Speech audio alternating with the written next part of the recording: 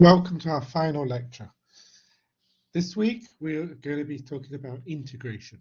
We'll start by talking about the definite integral, then the fundamental theorem of calculus, an integration technique called the substitution method, and then an application of integration. We'll be looking at calculating the area between curves.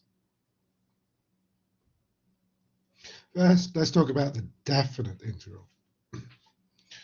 Last week we were talking about Riemann sums. I'm sorry, 2 weeks ago we were talking about Riemann sums. If the limit of the Riemann sums exists, then it's called the definite integral of f over the closed interval from a to b, and we write it like this: if the limit exists. Now, in this notation, this large capital S is the integral sign. The a on the bottom is the lower limit of integration. The b at the top gives us the upper limit of integration. The function in the middle is called the integrand, and the dx on the end tells us that x is the variable of integration. In English, we read this as the integral of f from a to b.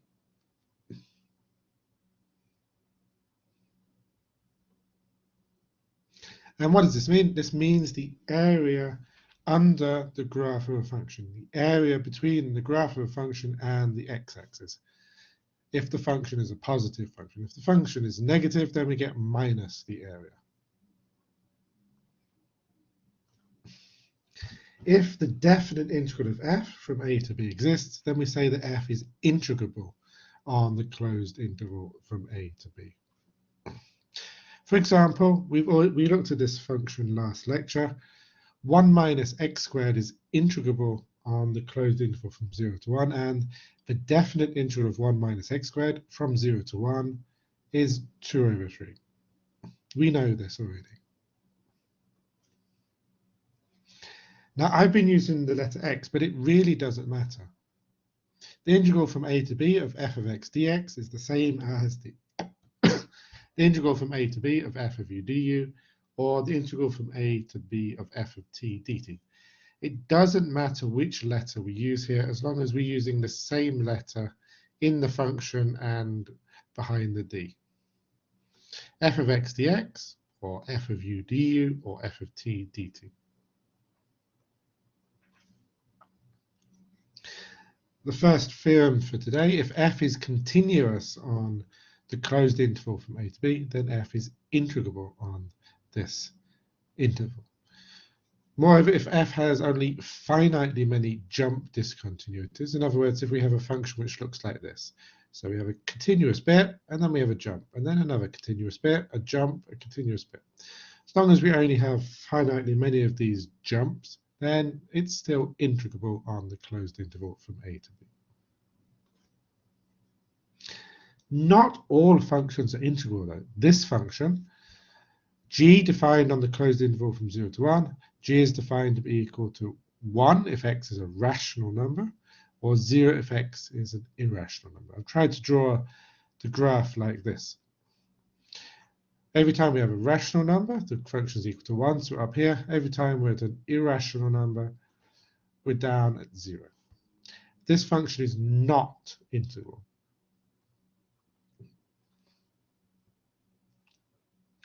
Next, suppose that f and g are integral, and let's let k be any number. I want to go through some rules of integration. Rule number 1 is we can swap the positions of the a and the b as long as we put a minus sign in the front. We'll be using that later.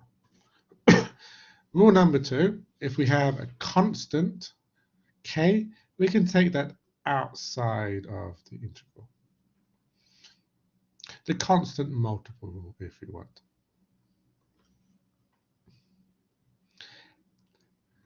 If we have an integral from a to b, we can split that up into 2 regions, an integral from a to c and an integral from c to d. The area of the blue region plus the area of the red region add them together, we get the integral from a to b.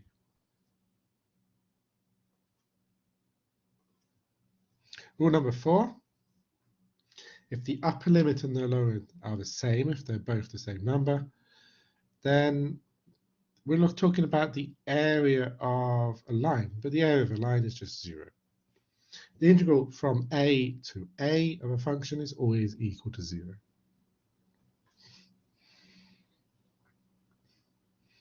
We have a sum rule for integration. The integral of f plus g is the integral of f plus the integral of g.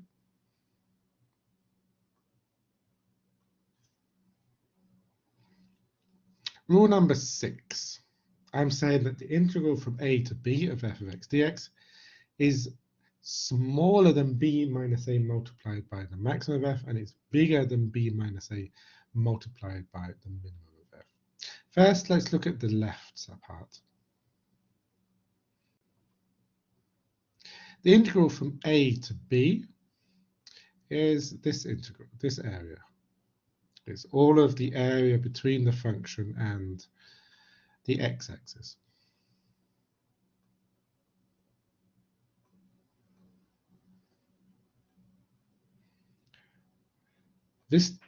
Now let's look at the green rectangle. This width is b minus a, and the height of this green rectangle is the minimum of f.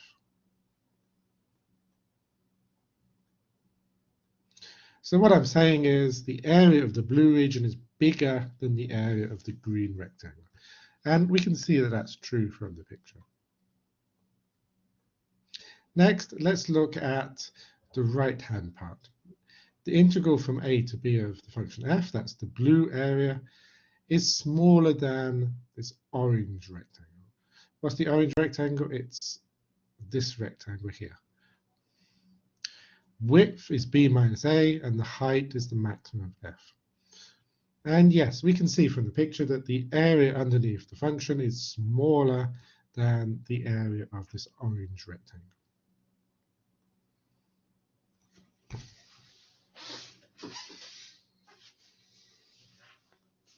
If we have two functions, f and g, and if we know that g is always bigger than f, then the integral of g must be bigger than the integral of f. There's a special case of that. If we have a function g which is always bigger than 0, always positive, then the integral of g must always be positive. Two rules left. If we have an even function, then the integral from a to b is the same as 2 times the integral of half the region of integration. The integral of all of this blue section I'm coloring in blue is 2 times the area of the red section. We can see that's true from the picture. If f is an odd function, then the integral from minus a to a of f is always equal to 0. Why is that true? Because every time we have a positive area like this one, we have a negative area of the same size. Positive plus negative is equal to 0. There's another positive area in this picture and another negative. Add these together, we get 0. Okay, let's use some of these rules. Let's suppose we're told 3 things. We're told that the integral from -1 to 1 of f is 5. We're told that the integral from 1 to 4 of f is -2. And we're told that the integral from -1 to 1 of h is 7. What can we deduce from this? The integral from 4 to 1 of f, we know we can swap the positions of the 1 and the 4 as long as we put a minus sign in front. So that's minus the integral from 1 to 4, minus -2, or plus 2.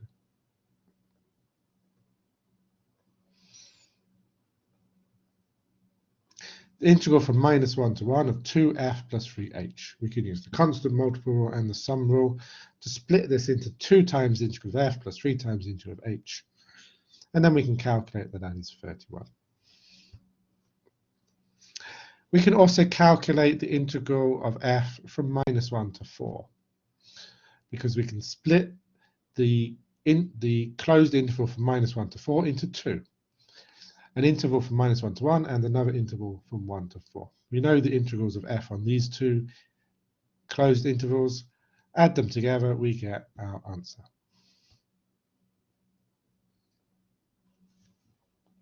Next example, show that the integral from 0 to 1 of the square root of 1 plus cos x dx is smaller than √2. This time we're going to use the rule about an integral being less than the width of the interval multiplied by the maximum of the function. What is the biggest possible value of the square root of 1 plus cos x here? Let's simplify that question first. What is the biggest possible value of cos x? Cos x is always between -1 and 1, so the biggest possible value is 1. So the biggest possible value of the square root of 1 plus cos x is the square root of 1 plus 1, or the square root of 2. So our integral must be less than the width of this rectangle, so that's 1 minus 0, multiplied by the height of this rectangle, and the height is the maximum of the square root of 1 plus cos x. So this integral must be smaller than 1 multiplied by √2. Calculate the integral from -2 to 2 of x cubed plus x dx. X cubed plus x is an odd function. How do we know this? 3 is an odd number. This is x to the power 1, and 1 is an odd number. So x cubed is an odd function, x to the power 1 is an odd function. Odd function plus odd function is still an odd function. And what do we know about the integral of an odd function? If it's between -2 and 2, it must be 0. Calculate the integral from -1 to 1 of 1 minus x squared dx. This time we have an even function. So instead of integrating between -1 and 1, we can chop this into half and only integrate between 0 and 1 and then multiply by 2. We know the integral of 1 minus x squared dx between 0 and 1. We did this last lesson using Riemann sums. We know that that is 2/3. Multiply that by 2, we get the answer 4/3. Calculate the integral from 0 to b, x dx, for some positive number b. I'm going to answer this question 2 times. The first time I answer this question, I'm going to use Riemann sums. I have my closed interval between 0 and b, and I want to cut this up into n pieces. So here we are, just cut this up into n pieces of the same size.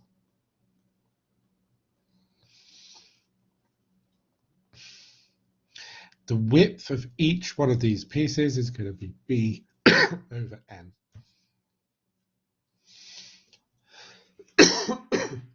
When we do a Riemann sum, we need to choose where we measure the height of the rectangle. And I'm going to choose the points kb over n. That's going to be the right-hand side of each one of these little intervals. And on each one of these intervals, I'm going to draw a rectangle like this, using the right-hand side of the rectangle to determine its height. We know the width for these rectangles, they're all the same, they're always b over n. We know the height of the rectangles because the height is going to be measured at the right-hand side.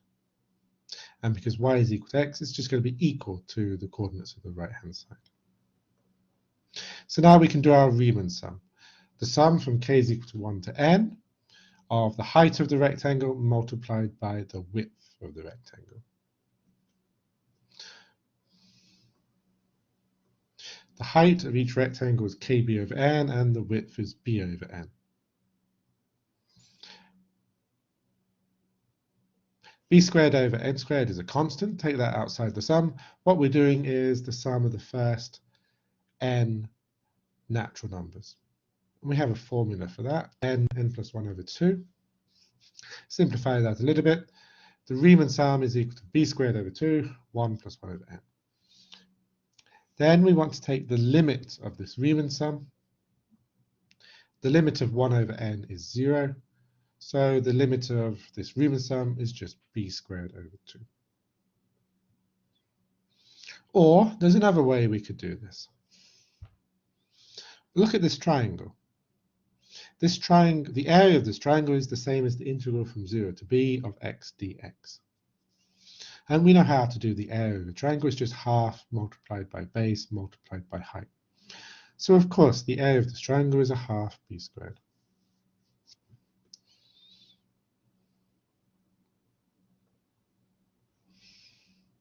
Now that we have that formula, we can do the integral from a to b for any a and b. And we can do that by splitting it up into two integrals.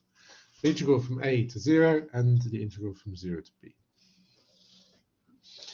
First one, I want the 0 at the bottom, so I'm swapping the positions of the a and the 0, and I'm putting in a minus sign.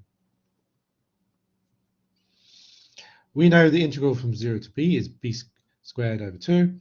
The integral from 0 to a must be a squared over 2. So we get the answer b squared over 2 minus a squared over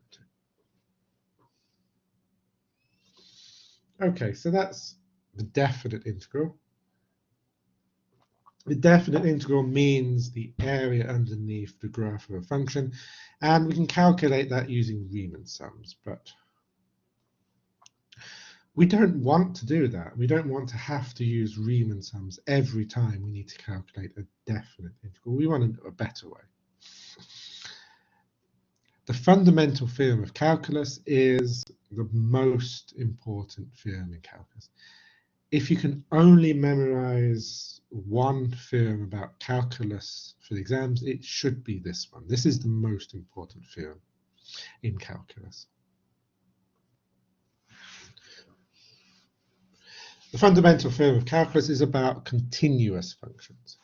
Let's suppose f is a continuous function defined on a closed interval. There's two parts of this theorem.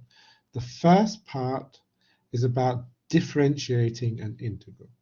The first part says that if we define a new function, capital F, using the formula integral of f of t dt from a to x, then this function is continuous, and it's differentiable, and its derivative is small f of x.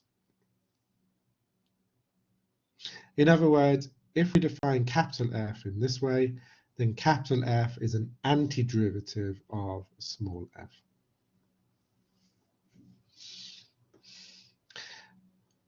But we're not finished. The theorem goes on. There's a second important part of the theorem. The second part says if capital F is any antiderivative of small f on this interval, then the definite integral of f from a to b is equal to f of b minus f of a. Both of these parts of this theorem are very important. We're going to be talking about them further. Let's talk about part one of the theorem. Part one of the theorem tells us how to differentiate the integral from a to x of f of t dt.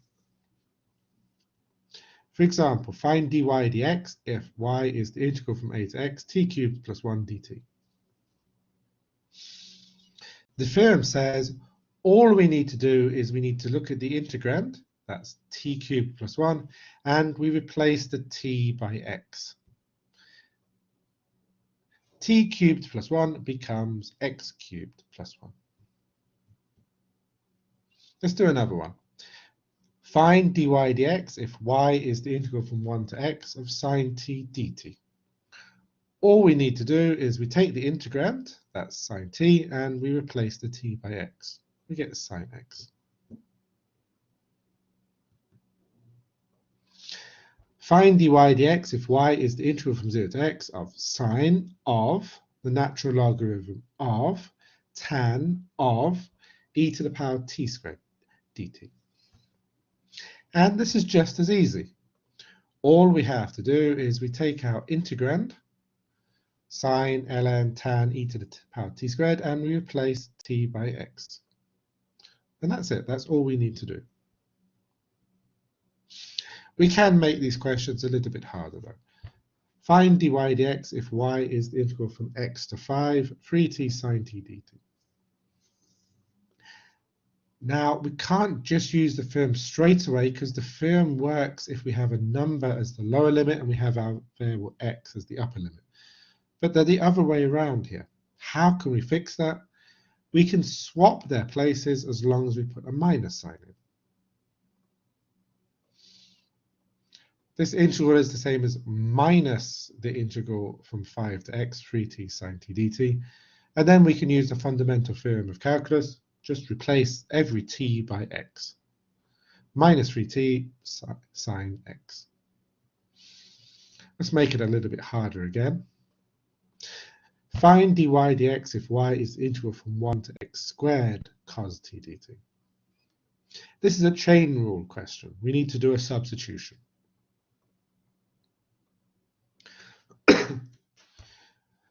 I want to replace x squared by u. Then the chain rule says dy dx is dy du dx. That's d du of the integral from 1 to u cos t dt multiplied by the derivative of x squared. And both of these derivatives are easy. For the first one, we use the fundamental theorem of calculus. All we have to do is replace t in the integrand by u. Cos t becomes cos u. And integral derivative of x squared is easy, that's just 2x. So we finish by substituting again. The answer to this question is 2x cos x squared. And that's it. That's how we use part 1 of the fundamental theorem of calculus. Now let's talk about part 2 of the theorem. Part 2 tells us how we can calculate the definite integral of a function over a closed interval. Step 1, we need to find an antiderivative of capital F of small f. And then step 2, we calculate f of b minus f of a. I want some notation for f of b minus f of a. I'm going to write this as square bracket f of x, square bracket from a to b. So for example, the definite integral of cos x from 0 to pi. We need an antiderivative of cos. An antiderivative of cos is sine. So I write square bracket sine x square bracket, and then the limits are the same, 0 and pi. All that's left is to calculate the function sine x at pi and at 0. Let's move on. The integral from minus pi over 4 to 0, sec x tan x dx. We need an antiderivative of sec x tan x. That's just sec x. So all we're doing is sec 0 minus sec minus pi over 4.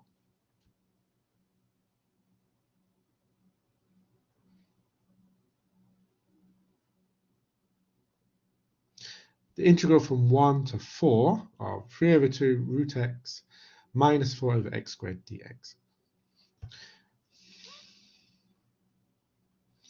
We need an antiderivative of x to the power of half. How do we find an antiderivative? We increase the power by 1, so x to the power of a half becomes x to the power of 3 over 2. And then we divide by the new power. So we divide by 3 over 2. And we just get x to the power of 3 over 2. And then we have 4x to the power minus 2. Increase the power of x from minus 2 to minus 1. And then divide by the new power. So divide by minus 1 to get plus 4x to the power minus 1. Or plus 4 over x. And then all that's left is to calculate this function at 4 minus this function at 1.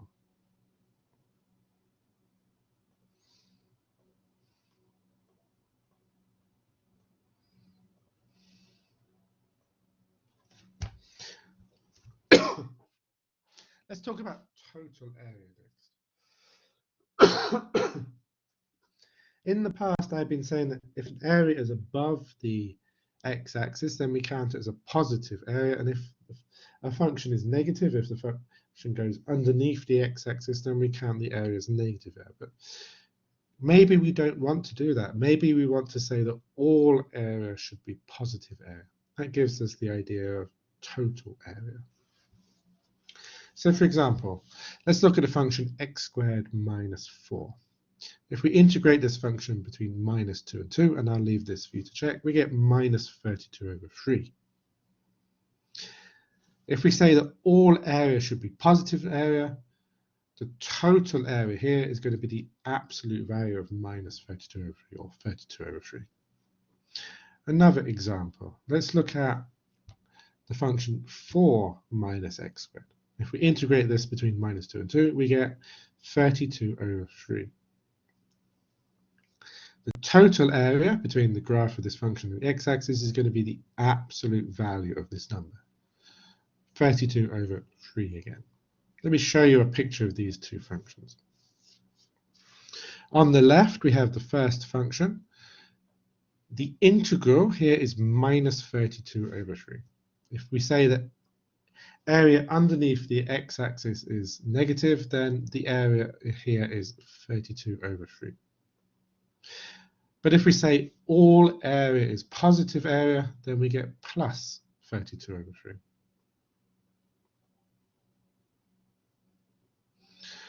And because the second picture is just the first picture turned upside down, the area here is also 32 over 3.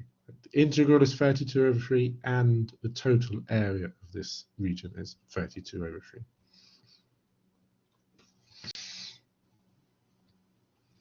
Now let's look at the function sine x. Calculate the definite integral of sine x over the closed interval from 0 to 2 pi, and calculate the total area between the graph of this function and the x-axis over the same region. Let's look at a graph of this function first of all. If we say some area is positive and some area is negative, then we're going to get a positive bit and a negative bit. Add them together, we would expect the definite integral to be equal to 0. But when we do total area, all of this area is going to be a positive number. It's going to be positive plus positive, and that's not going to be 0, that's going to be something. Let's do the calculation. First, the definite integral of sine x between 0 and 2 pi. An antiderivative of sine is minus cos.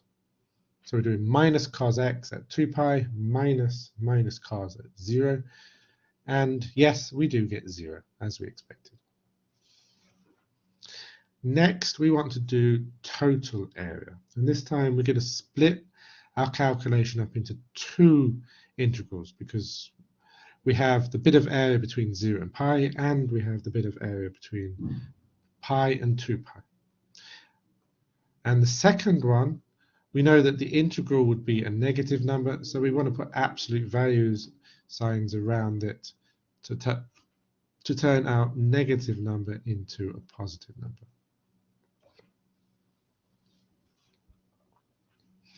When we do this calculation, I'll leave the details for you to check. We find that the total area here is equal to 4.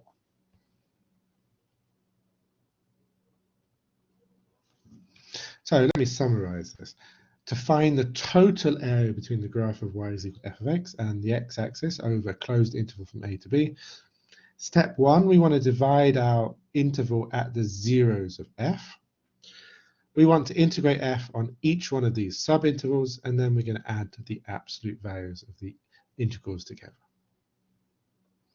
One more example. Find the total area of the graph y is equal to x cubed minus x squared minus 2x, and the x-axis for x between minus 1 and 2.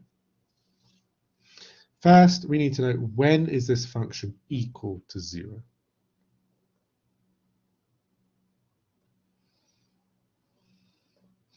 So I start by factorizing my function into x plus 1, x minus 2.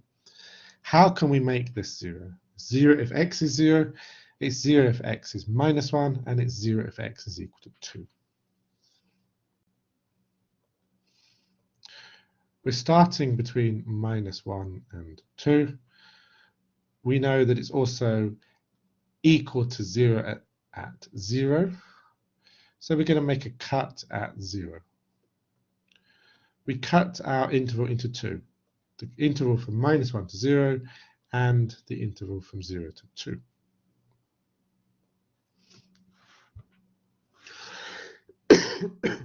We need to integrate the function on each one of these sub-intervals. So we need to integrate between minus 1 and 0.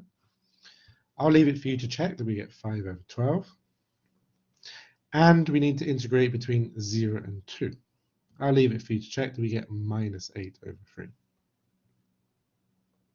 So the picture looks like this. For total area, we want all of these numbers to be positive numbers. So it's absolute value of 5 over 12 plus absolute value of minus 8 over 3. And it turns out that that is 37 over 12. The total area, which is shaded red and blue here, is 37 over 12.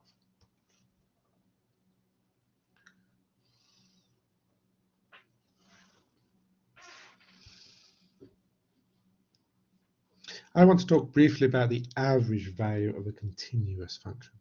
What's the average of 1, 2, 2, 6, and 9?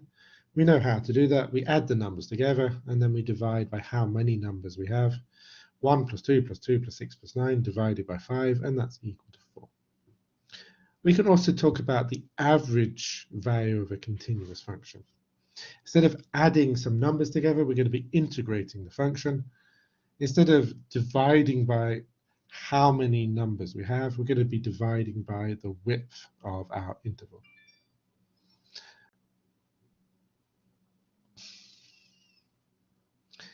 If f is integrable on the closed interval from a to b, then the average value of f on this closed interval is defined to be 1 divided by the width of the interval multiplied by the definite integral of f from a to b. Okay, that's our formula. Find the average value of f of x is the square root of 4 minus x squared on the closed interval from minus 2 to 2.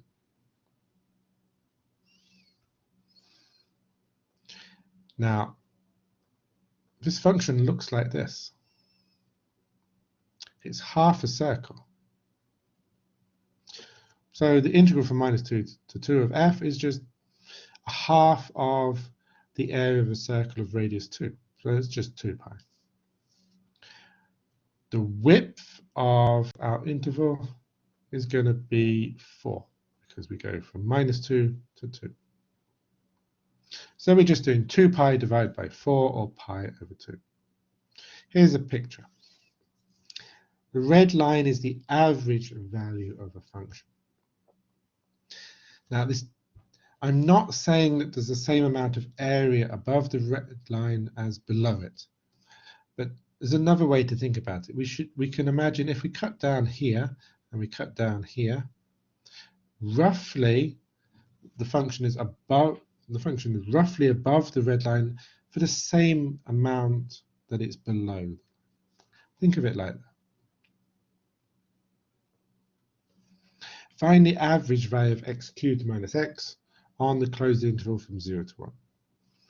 We just use our formula. 1 divided by the width, that's 1 divided by 1 minus 0, multiplied by the integral of this function.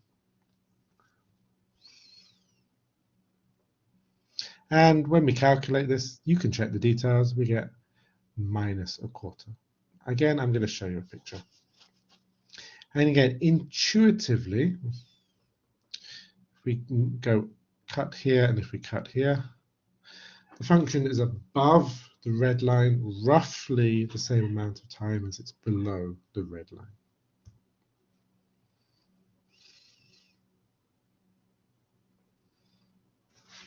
Before I finish this chapter, let's just talk about the differences between indefinite integrals and definite integrals. Let me remind you that the indefinite integral of f of x dx or the general antiderivative of f is a function, but the definite integral of f is a number. For example, the indefinite integral of x is x squared over 2 plus c, but the definite integral of x between 0 and 1 is the number a half. The indefinite integral of cos x is the function sine x plus c.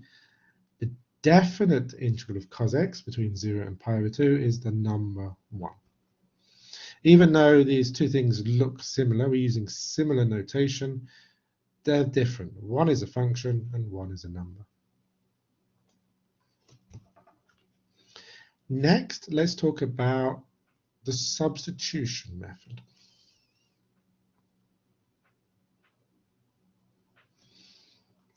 Remember, by the chain rule,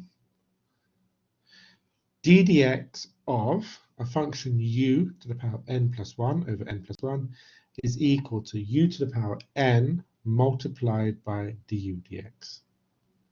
So turning that backwards, instead of doing a derivative, doing an integral,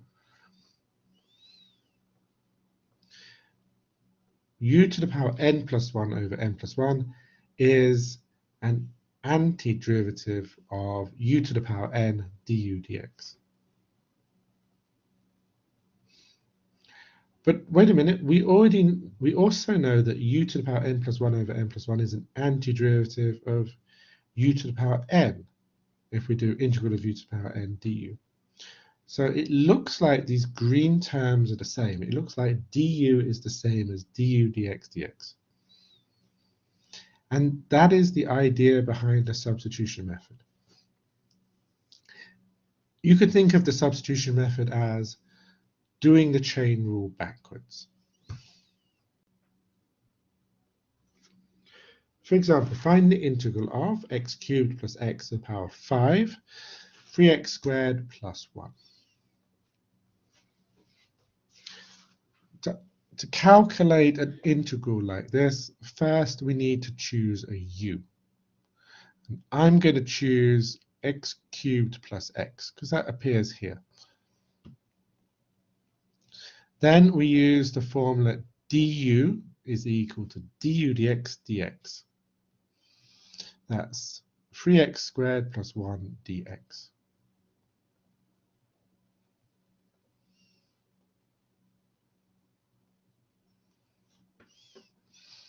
Then we're ready to do the substitution. 3x squared plus 1 dx is the same as du. And x cubed plus x to the power 5 is the same as u to the power 5. We've turned our difficult integral into an easy integral. That's just u to the power 6 over 6 plus a constant. And then replace the u by x cubed plus x. We get our answer 1 over 6, x cubed plus x to the power 6 plus the constant. And that is the idea here. Let's do another one. Find the integral of the square root of 2x plus 1 dx. We do what we did before. We need to choose a u. So I'm going to look at my integrand. I see there's a 2x plus 1 here. I'm going to choose that for my u. Step 2, use the substitution method formula. Du is du dx dx, which is just 2 dx. But wait a minute, I don't have 2 dx in my integral. I only have 1 dx. So what I'm going to do is I'm going to divide both sides by 2 and find that dx is the same as a half du. Okay, now we can do our substitution. We know that dx is the same as a half du, and we know that 2x plus 1 is the same as u. We just have a half multiplied by the integral of u to the power of a half du. And that's an easy integral. Again, we've turned our difficult integral into an easy integral. Calculate the easy integral and then replace u by 2x plus 1, and we get our final answer.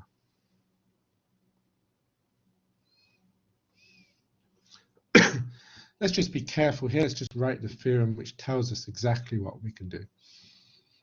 If u equal to g of x is a differentiable function, if g maps from the real numbers to some interval I, and if f maps from that interval to R and is continuous, then the substitution method formula is that the integral of f of g of x multiplied by g prime of x dx is the same as the integral of f of u du.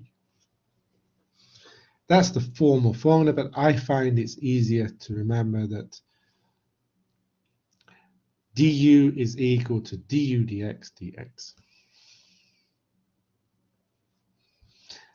Find the integral of 5 sec squared 5t plus 1 dt. We need to choose a u. I'm going to look at my integrand. What do I see here? I see it as a 5t plus 1. I'm going to choose that. Let u be equal to 5t plus 1. Step 2. Use the formula du is equal to du dt dt. But du dt is just 5, so we get 5 dt. Then we can do the substitution. 5 dt is the same as du. 5t plus 1 is the same as u. We have the integral of sec squared u du. What is an antiderivative of sec squared? An antiderivative of sec squared is tan. Replace the u, we get the final answer, tan of 5t plus 1 plus c.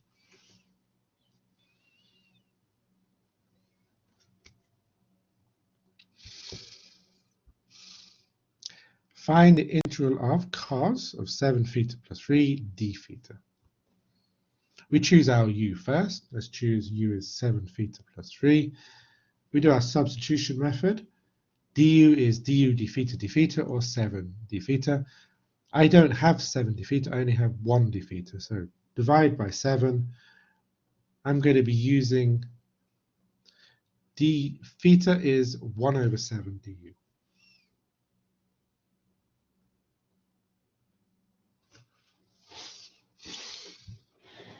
So our integral is the same as 1 over 7 integral of cos u du. And that's an easy integral to calculate. Let's move on to the next one. Find the integral of x squared sine x cubed dx. Now there's two functions of x here. There's x squared and there's x cubed. I want to choose the x cubed because I know when I differentiate x cubed, I'm going to get a number multiplied by x squared. And then hopefully that will cancel out with the x squared we already have. So I'm going to choose u is equal to x cubed. And then I find that du is 3x squared dx. Almost there. I don't have 3x squared dx, but I do have 1 x squared dx. So how do we solve that? We just divide by 3. We're going to be using 1/3 du is x squared dx.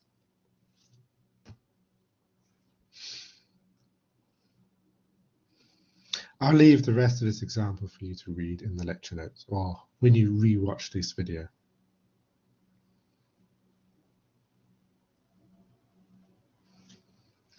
Find the integral of x square root of 2x plus 1 dx. So what are we going to choose? We could choose x, we could choose square root of 2x plus 1, or we could just choose 2x plus 1. Choosing x is not going to work because nothing changes.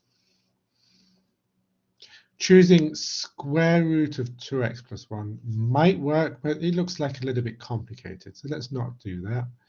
Instead, let's first try 2x plus 1. That looks about right. So let u be equal to 2x plus 1. Then du is 2 dx, so dx is a half du. Do our substitution, and we end up with integral of x square root of u a half du. But wait a minute, we still have an x here. We can't integrate until we change all of the x's into u's. So what can we do? Remember, we've said let u be 2x plus 1. If we rearrange that, u minus 1 is 2x, or half u minus 1 is x. What we're going to do is we're going to replace the x by a half u minus 1.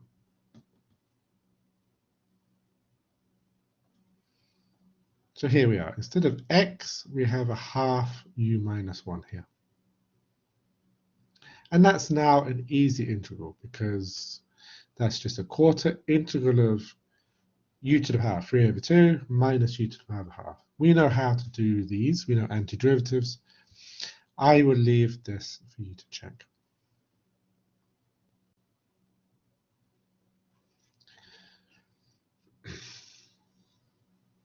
Find the integral of 2z divided by the cubed root of z squared plus 1.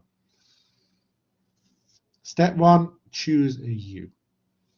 I'm looking at the integrand, and I see there's a z squared plus 1 there. I'm going to choose that. Let u be z squared plus 1. Then du is equal to du dx dx, which is equal to 2z dz. Great. The two z's are going to cancel off. It's going to get much easier. After we've done the substitution, we can change our difficult integral into this very easy integral. It's just integral of u to the power minus a third du.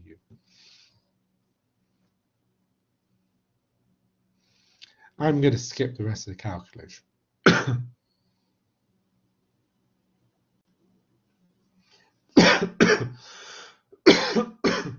Find the integral of sine squared x dx.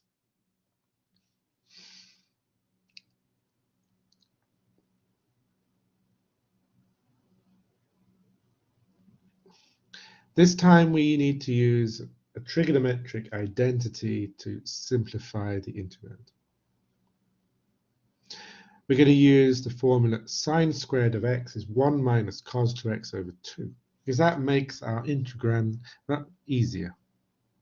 That gives us just a half integral of 1 minus cos 2x dx. And we know how to do that. Similarly, and I'm leaving the details here for you to fill in, the integral of cos squared x dx is a half x plus a quarter sine 2x plus c. Check it. Write down the full calculation here and just check that this is correct.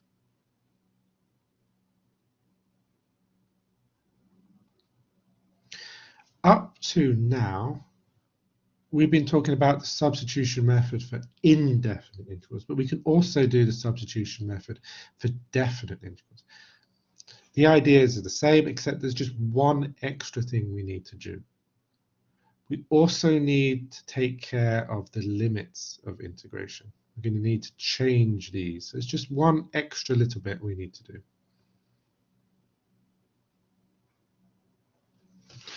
For example, calculate the integral of 3x squared, square root of x cubed plus 1, between minus 1 and 1. I'm going to show you two different ways to solve this. In the first method, we're going to use the previous theorem. We start the same way that we've been doing before. We start by choosing a u. Let's choose u as x cubed plus 1. And then step 2 is to take care of the dx. du is equal to du dx dx, which is just 3x squared dx. But now we come to the new part. Now we also need to take care of the limits of integration. If x is equal to minus 1, and remembering u is equal to x cubed plus 1, we get minus 1 cubed plus 1. That's minus 1 plus 1, or 0. X equal to minus 1 is the same as u equal to 0.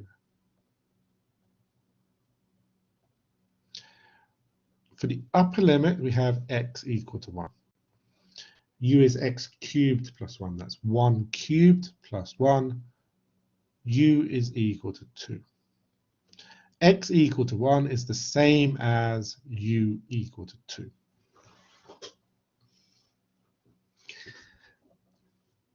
Now we're ready to do the substitution.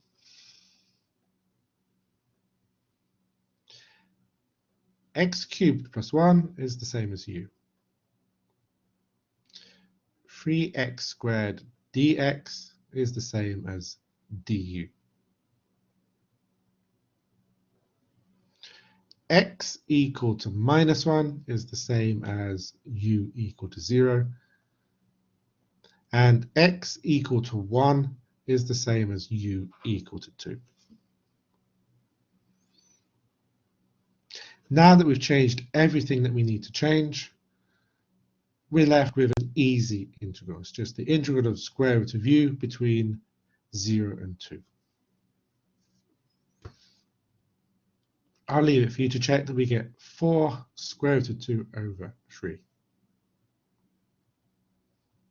Let me show you another way to solve this problem. Another way we could do this is we could first find the indefinite integral. In other words, find the general antiderivative. And then step 2, find the required definite integral without changing the limits of integration. So first, let's do the indefinite integral. Again, we need to choose our u, and we need to do du is du, dx, dx. And we end up with the general antiderivative 2/3, x cubed plus 1 to the power of 3 over 2 plus a constant. After we've done that, we can do the definite integral, because now we know that 2 over 3 x cubed plus 1 to the power of 3 over 2 is an antiderivative of our integrand. So we know all we need to do is to calculate this antiderivative at 1 and minus 1.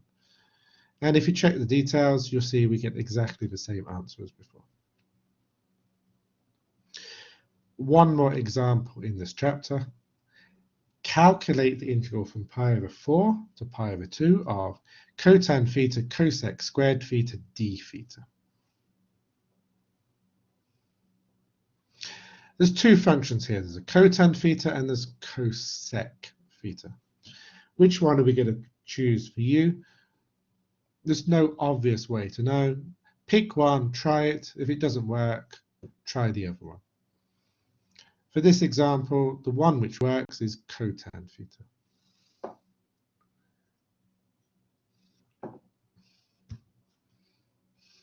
So we start by saying let u be equal to cotan theta.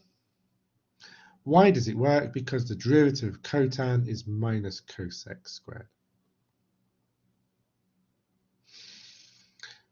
Because this is a definite integral, there's one more thing we need to do. We need to change the limits of integration.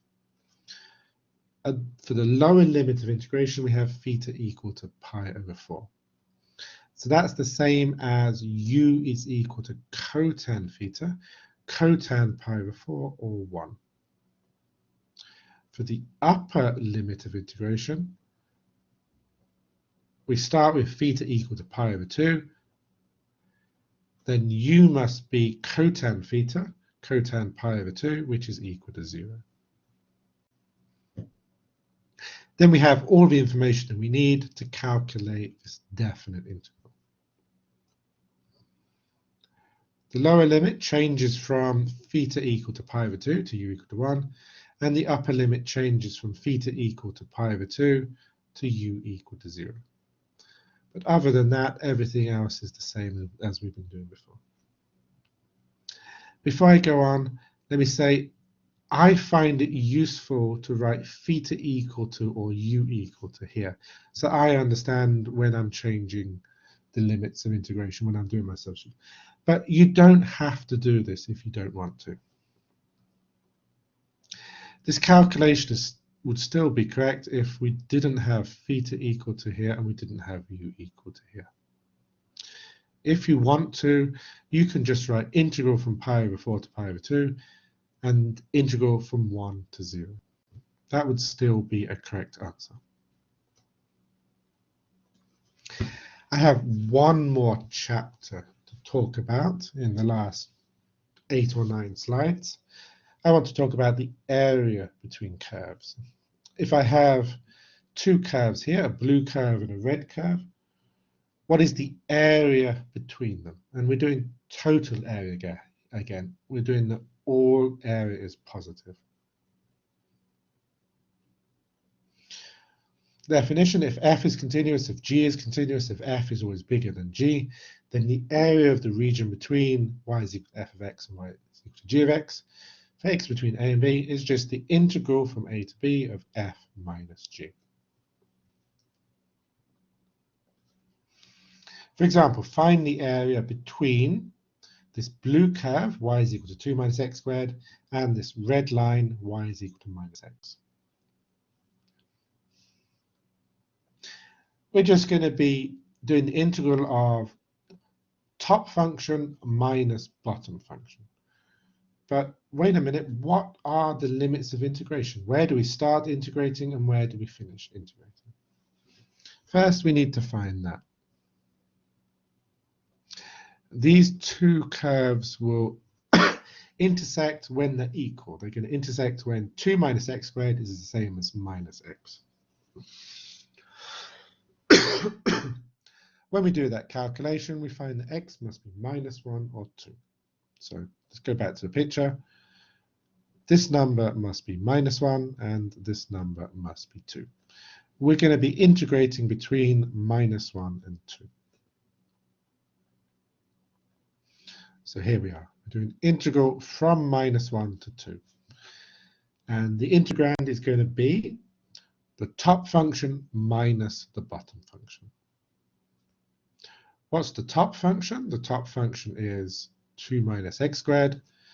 What's the bottom function? The bottom function is minus x. So it's 2 minus x squared minus minus x.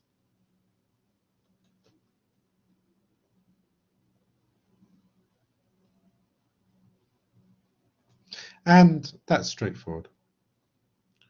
We know how to calculate that integral. I'm going to leave it for you to check that the answer is 9 over 2. Final example of this course. Find the area here. Find the area bounded by y is equal to the square root of x, y is equal to x minus 2, and the x-axis in this part where x is positive and y is positive.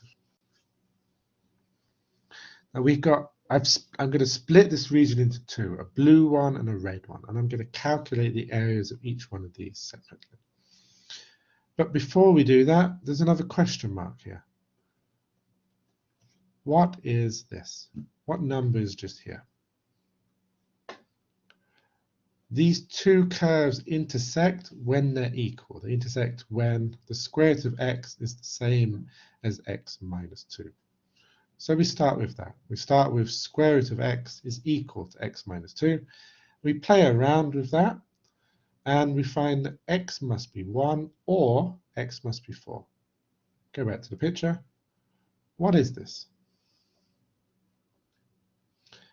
Is this number 1 or is this number 4? Well, 2 is here, so we must be bigger than 2. Can't be 1. This number must be 4. Or in terms of the algebra, because the square root of 1 is not the same as 1 minus 2, it can't be 1. It must be 4. So we're going to be doing calculating the blue area, and we're going to be calculating the red area and adding them together. What's the blue area? The blue area is the integral from 0 to 2 of square root of x. What about the red area? For the red area, we're going to be integrating between 2 and 4. And it's going to be top function minus bottom function. So at the top, square root of x, and at the bottom, x minus 2. So here we are. I'm doing blue area plus red area. The blue area is just the integral from 0 to 2, square root of x. For the red area, we're integrating between 2 and 4, top function minus bottom function. So square root of x minus 2. And I'm not going to talk about the details here. I leave this for you to check. Please do check it and tell me if you find any mistakes here. I think the answer is 10 over 3. And then that is the end of this course. Are there any questions?